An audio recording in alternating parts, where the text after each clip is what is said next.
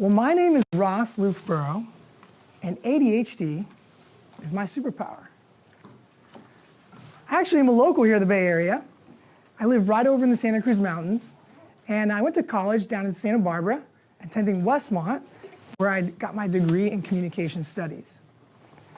Shortly after graduation, I joined Apple in 2009, and I've been there ever since. That's where I am currently as a manager at one of their retail locations. And I've had the awesome benefit of the last 8.5 years now, working at 5 different stores with 5 different store teams. And I've also gotten the opportunity to help lead 2 new store openings for Apple, which has been an incredible experience. A few just fun facts about me. Number 1, most important, is I have a second half, a better half. It's my wife, Erin. She's actually here in the front row, helping me in my slides today. Been married happily 7 years, going strong. And we met in junior high. That's not a joke, to just get your attention, we really did. That is when I first fell for my wife, was junior high. And another fun fact is, in the last 10 years, I've been blessed to visit 18 different countries. Soon to be 20 countries this summer, when my wife and I visit Kenya and Tanzania for the first time. And then the other thing that you gotta know is I love to dance. Honestly, I love it. So we're going to start with a question, and you'll see it right on your handout there. The question is, what is something that you do differently than most people? If anyone went to Byron's amazing keynote, he talked about differences. So we're going to start with that question. Differences. I think what we all just identified was we're all really unique. We're all different. I mean, in some cases, even the things that we thought nobody shared with us, there are actually other people that do share those similarities, those differences. And you know, ADHD, it's a difference. But unfortunately, in our world today, it's viewed often as a negative thing.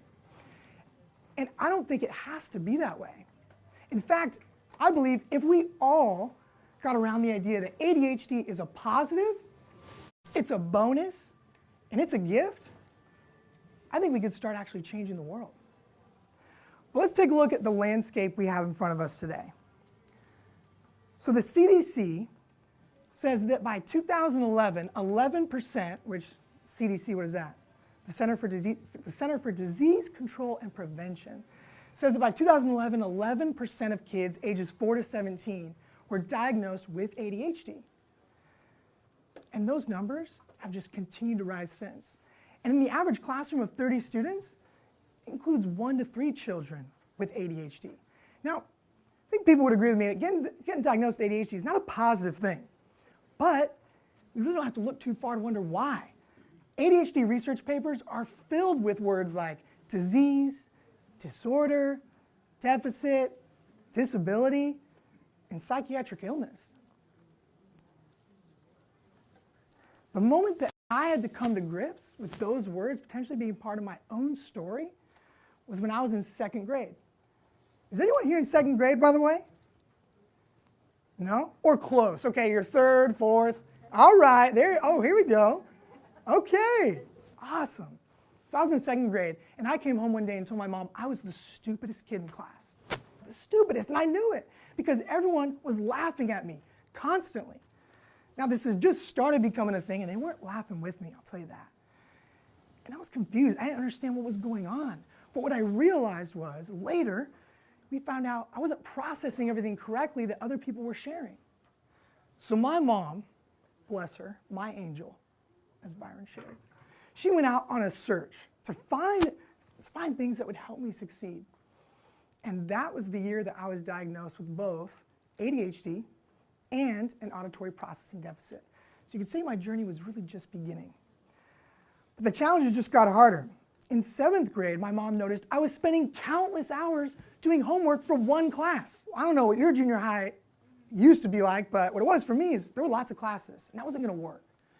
So my mom went to talk to that teacher and share more with her, maybe find some alternative assignments I could be doing. And the teacher's response was, why doesn't your son just shoot for B's or C's? Not all students can get A's, you know.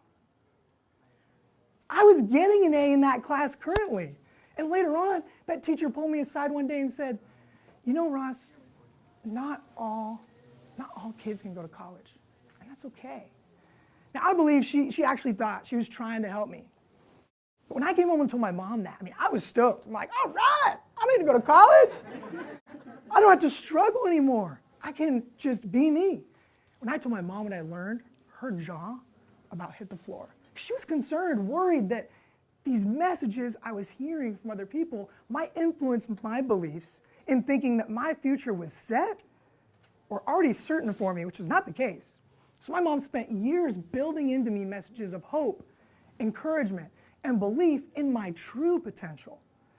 And those false beliefs that other people would share with me, who maybe in some instances thought they were trying to help, well, it just made me feel dumb, defective, like I was stuck with a curse.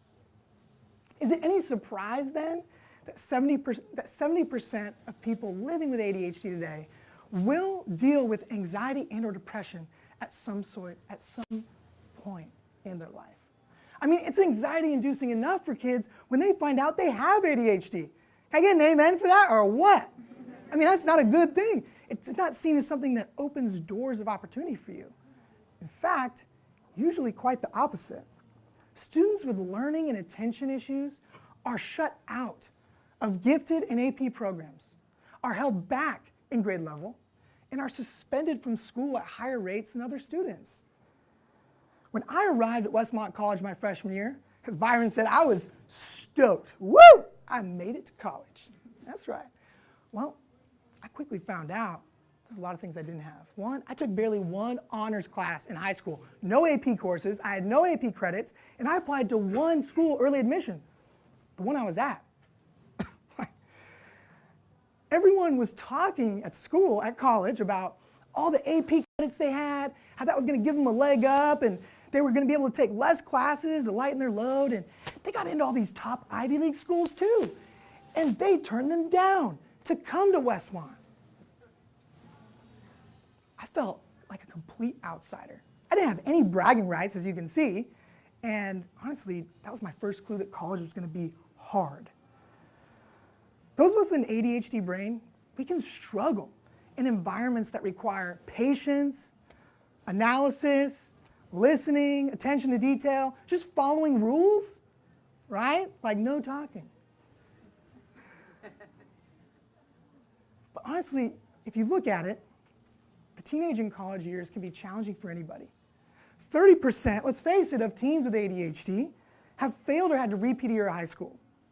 35% of teens with ADHD eventually drop out of school, and 45% of teens with ADHD have been suspended. I was humiliated my first month at college. I failed my first college exam, failed it, and I was scared.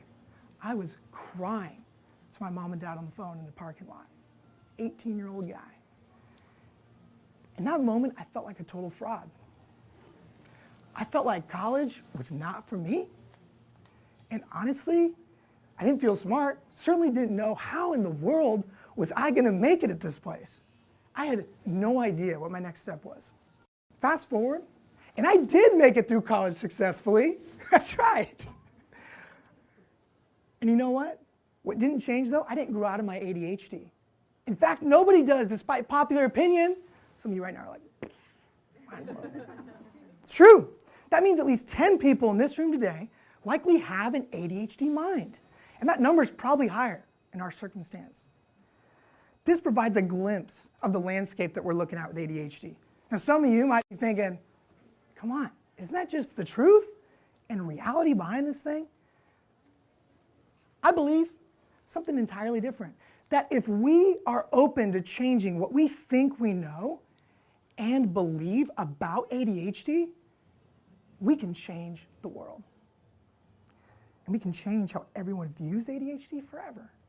The truth is, it's not a disability. It's not a disorder, and it's not a disease. I hid the ADHD part of myself almost my entire life in fear of anyone finding out. And rarely did I even tell my closest friends. I felt embarrassment and shame when just the words would be uttered or people would talk about it in conversation. I felt slow, challenged at seemingly easy everyday things for normal people, and I rarely felt smart. So why would I ever want someone else to know this about me? The truth is, only in the last year have I decided I'm no longer hiding the ADHD part of who I am. I'm now proudly embracing this difference, and I'm going to declare it to the whole world. Give me a second.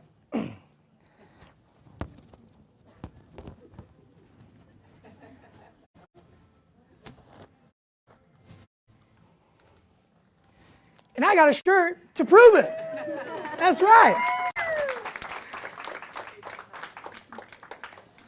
So what really is ADHD anyway?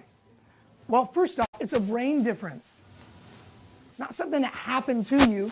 Your brain literally looks different than the general population. You rest easy. You didn't do it to yourself. And guess what? It can be a superpower. You may have won the genetic lottery of life. But you never heard that before. I want to challenge everyone here today with a new paradigm. ADHD is a disability. And it's not a disease, it's a bonus. Yes, an ADHD mind makes it hard for us to stay attention on things that we find really boring. But I'm going to show you today that there are findings that argue an ADHD mind is actually hardwired for entrepreneurship. Whoa, big word alert. Apple. Who loves Apple? Hopefully some people here do. Apple, right? So when Steve Jobs started Apple, he was an entrepreneur. And so he was a part of this entrepreneurship idea. Anyone that starts a business, owns a business, you have a sweet idea. Yeah, maybe in school, might not go too far, but someday you can have that idea literally be your thing. Well, let's look at it at even a more simpler level. An entrepreneur chooses a field that they love. They take risks. They venture out into the unknown. And they explore areas that other people haven't yet. You know, psychology today says, excuse me, it's not always a diagnosis, it's a difference. Sticking out, actually, it's got plenty of pros. Now, I don't have all the words and letters after my name. I'm not a doctor. So, everyone gets to participate now. Enough hearing me chatter on, okay? You guys are going to use your voices. Everyone's voice, okay? Doesn't matter who you are in the room. Don't let just the younger set do this. Everybody. So you're going to see some faces up here, and you're going to recognize them. And I want you to decide real quickly, do they have ADHD? And if you have ADHD, just think, what I have? Or do they not? And if they do, say yes. Yell it like you mean it. And if they don't, if you think they don't, say no. And guess what? Nobody's grading this. And you know what? Nobody's going to know if you guess it wrong, because I won't reveal the answers until the end. All right? Everyone into this? Yep. All right, let's do it. Okay. First one, Will Smith. Yes. Whoa, resounding. Okay. Michael Phelps, one of the greatest Olympians. Whoa. Okay. Got an educated crew here, maybe. Adam Levine, Maroon 5. Yes, I know. I want to do that too. Okay. Will.i.am from the Black Eyed Peas. I met him at Apple, actually. Oh, yeah, Walt Disney. Everyone's like, whoa, out of their seat. Personal favorite, Justin Timberlake. People aren't sure about that one. All right? Emma.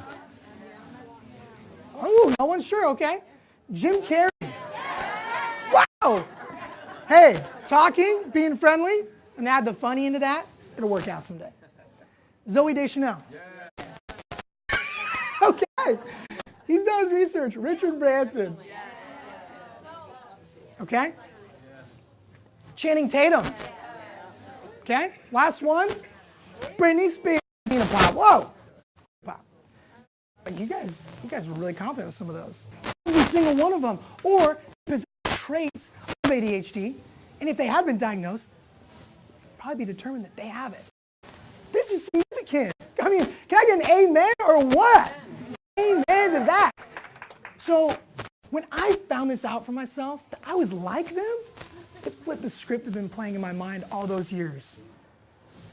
The truth was, I did have something to offer.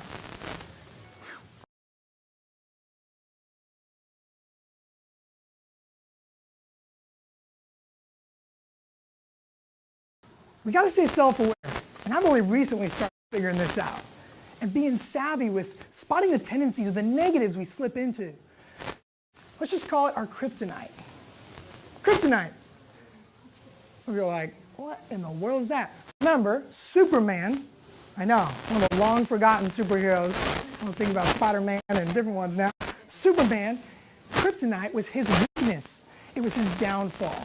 And when kryptonite was in the picture, he couldn't use his superpower abilities to help anybody in the world. Well, we forget and lose things. I hate this one, but it's true. I hate it. We get distracted easily. We do. We sometimes let others down, and we usually let ourselves down.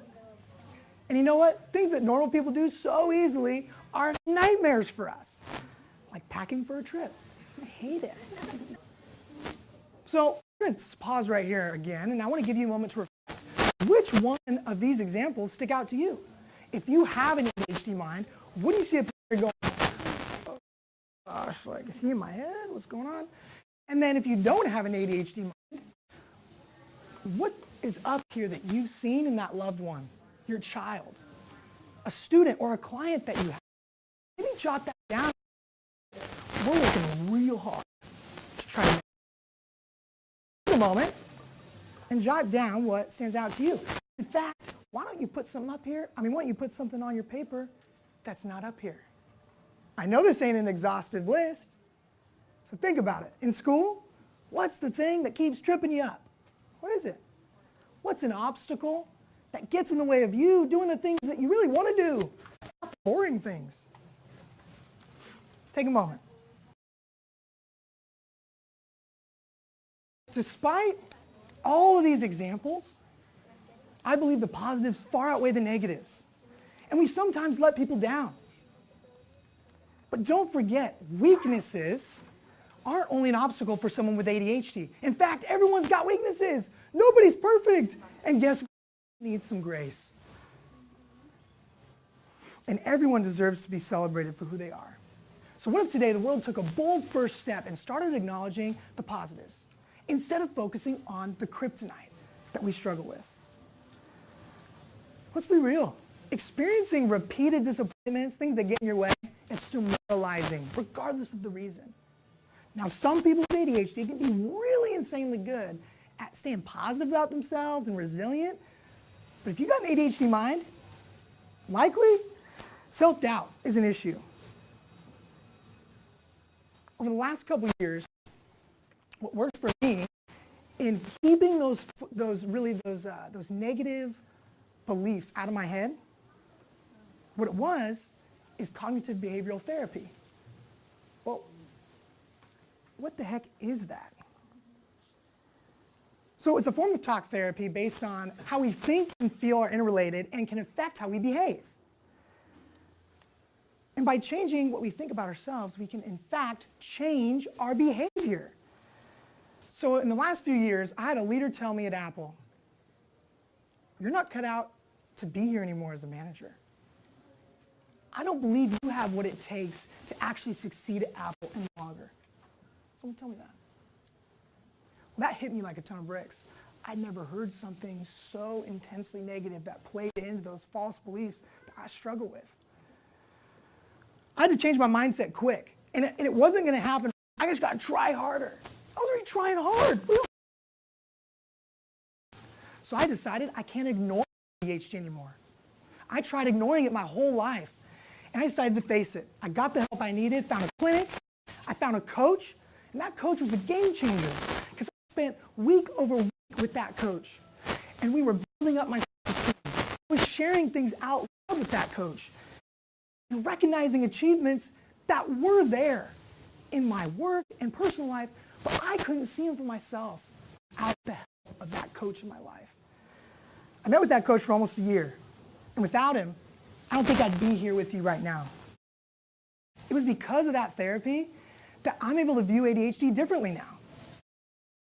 I'm able to see it as what it is, a positive thing. I love how Dan Martell puts it, a successful entrepreneur. He says, it's not a bad thing, it just is.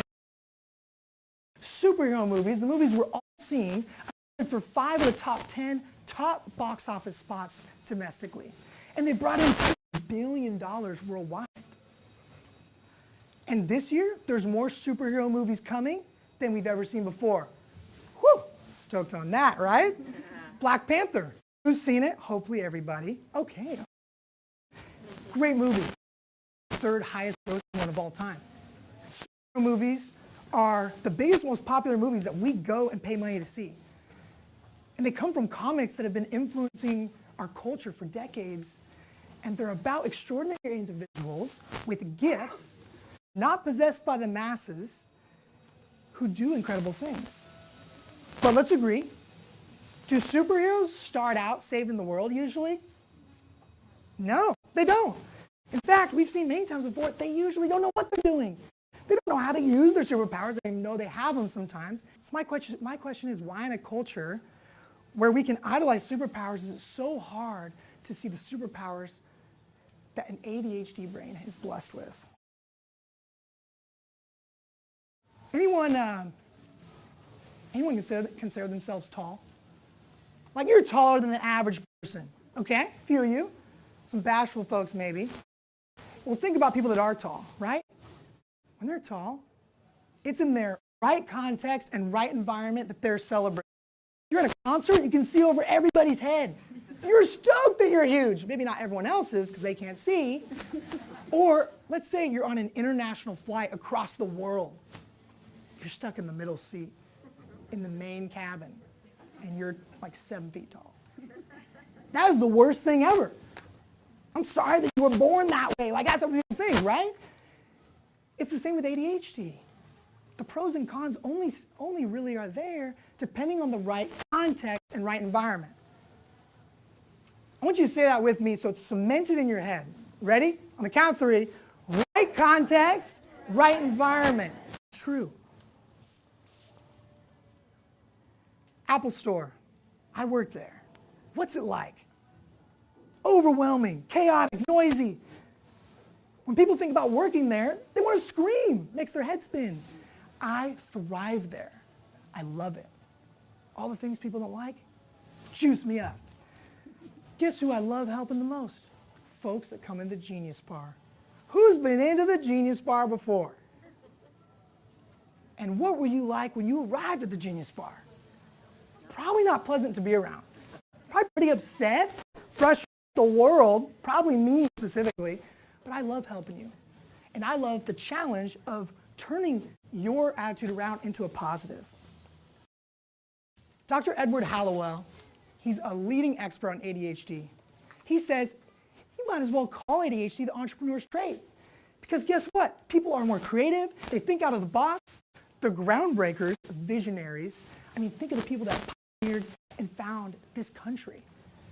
Probably ADHD. When I started as a part-time specialist in 2009, guess what the likelihood was that you'd be hired at Apple? 2% chance. You were more likely to get into Harvard, which would have never happened for me, or get into Apple. I got into Apple with my ADHD brain and all, even in the retail stores, 2%. Promoted 3 times, manager the 3rd time. Back then, that was not existent to come up internally and do that. We're like, how did you do that? What's your secret? My secret was I was just being myself and thriving in a place where they actually celebrated my differences and thought they were really cool. There's an artist in Europe, a British rapper, Lil Karna. Check him out. We'll keep going because of time. But he is incredibly successful and won British Solo Artist this year. Has ADHD and dyslexia and is an inspiration to youth around the world. So I'm going to show you right now a list of superpowers. Look at this list. These are potential superpowers that you might have. Maybe circle a couple on your sheet there and decide, do any of these stick out to me? Has anyone at school maybe said one of those to you and like tried to be mean about it? And you didn't really know, like, well, that's a positive thing? What? So we're going to take just a short glimpse at a few of the superpowers that we have. Some of the most, the ones you see most often. Look at the superpower of laser hyperfocus. So one of the keys to using ADHD as your superpower, you got to understand this one. This is maybe one of the most valuable ones out there. And guess what? Normal people. So what is hyperfocus? It's being able to focus on something so intensely that everything else becomes a blur. Sometimes we even can say, no lunch, Mom. Nope, no dinner, no need. I don't need to sleep tonight, Mom. I got it. Right? It's true. When we're engaged with something we love, we can tap into this in an uncanny way and actually really focus our attention on things. And if other people, they would just bang their heads against the wall trying. A CNN article called Focus, something that normal people can do, but they found ADHD minds, it might actually be a superpower of ours. CNN, not your psychologist, not your doctor. We're going to jump to the superpower of abundant creativity. So my ADHD brain, many of you out there, I got zero tolerance, again, for the boring in my life. So my mind spends all its time hyper-focusing on things I actually care about and I think are pretty cool. And creativity is, in essence, I mean, come on, it's kind of a risk. When I was a freshman in high school, geometry was killing me. I was blowing the exams, my grades were plummeting, and I had to do something quick or I was going to fail. I advocated for myself. I stayed after class, talked to my teacher, showed her that it wasn't my lack of knowledge, but maybe the format of the exams and the time limitations that were killing me. I also used the same practice in college. I met with all my professors every semester. That was uncool. Nobody did that. I would go hang out with my professors, get to know them, and we'd build a relationship. They would trust me, and they would want to support me because they cared, and they knew who I was. Game changer. In spite of these challenges we can often have, we have this uncanny ability to survive. Even in the traditional school setting, you guys can survive, you can beat the odds, and you can thrive because you have superpowers. A talent show. Talent shows are people, right? People will come and share what they're great at, right? Whatever it is. Well, nobody was signing up. My senior manager partnered with me and said, hey, I know you got a knack for motivating and inspiring people. I need you to figure this out. Within a few days, used my creativity, connected with some folks, and boom, guess what? We went from nobody signed up to the whole roster filled up. All of our employees were stoked. The event was amazing. Afterwards, our employees were like, when can we do that again? This is so fun. My boss actually said to me, thank you. Ross, that was my favorite day I've ever had at Apple. And you helped make that special. Our creativity can benefit other people in ways that you might not even be able to see where you're at right now. But just hang in there. And just to cap it off, the superpower of endless energy. Okay? I know, the obvious one. Energy is part of our DNA. When people connect with us, they're like, whoa, you are energetic. That's like the only word people know to describe me as an Apple. Man, energy, right? No, my name's Ross, actually. That's our normal. We didn't have to do anything to earn that gift. We just have it. I love that quote. So, in closing today, perhaps we should rename ADHD. Yeah, I said it. I got an idea. Advanced Cognitive Hyperactive Ability. That one on for size. Advanced Cognitive Hyperactive Ability. I don't got ADHD. I like it. Stopped trying so hard to be normal. We started celebrating our differences. I think we're starting to do this. We're at the cusp. So there's a few things you got to remember before we leave today if you want to start unleashing the superpowers in your own mind or in the people that you love and care about. Number one, it is a superpower, but you got to start believing it. It ain't going to be, Superman ain't going to save the world if he's like, I'm no Superman. It's not going to happen. Number two, positive. It's a gift and it's a bonus. Number three, you're not alone. Remember a few slides ago, you guys were all really good at it. You're like, yes, yes. A lot of people have ADHD. Number 4, work hard to remain your own biggest fan. I cannot emphasize this one enough. Find people in your life that understand your value and they remind you of it, and they're a fan of you. Avoid the people that aren't. They ain't worth your time. Number 5, we think differently, and that is valuable. I hope today you're walking away a little more encouraged. I hope that you have some hope for the future of ADHD, and just maybe you actually have some hope for your own life and the way things are going to turn out. It's not over. So be heroic and go change our world. Thank you.